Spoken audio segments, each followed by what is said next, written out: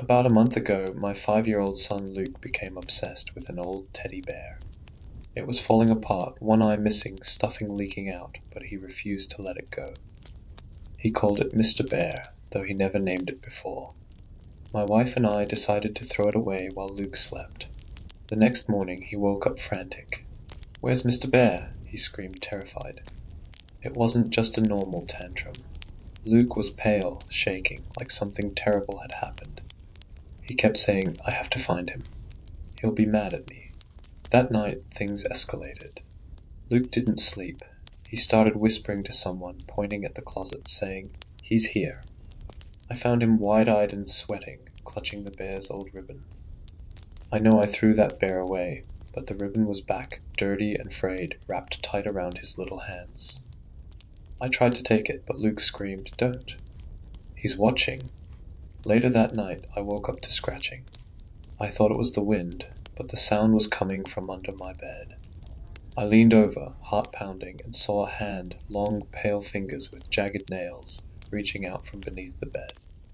Before I could move, it grabbed my ankle, ice cold and sharp. I've never felt anything so cold in my life, at least not anything living. I yanked free, pulling Luke into my arms. Clutching each other's hands, we ran for the door, but as we reached it, something slammed against it from the other side, hard. The door rattled, deep breathing echoed through the room, and claws scraped against the wood. There was something so intense about the scratching, like whatever was doing. It would stop at nothing until it broke through. I turned to Luke, but he wasn't scared anymore. His face was blank. "You shouldn't have thrown him away," he whispered. The scratching stopped. I finally opened the door, pulling Luke out of the room. We stayed in the living room that night. I didn't sleep. The house was quiet, but I could still feel it, him, watching. The next morning, Luke was different. He just sat in his room, holding the bear's ribbon. His voice was barely a whisper. "I'm sorry, I'll bring him back." And then I noticed it, dark, wet dirt scattered across the floor, leading from the bed to the closet. Luke looked up at me, his eyes dark, hollow. He squeezed the ribbon tightly in his fist. "You can't stop him," he said, his voice cold. "Mr. Bear's coming for you. I'm writing this from my study.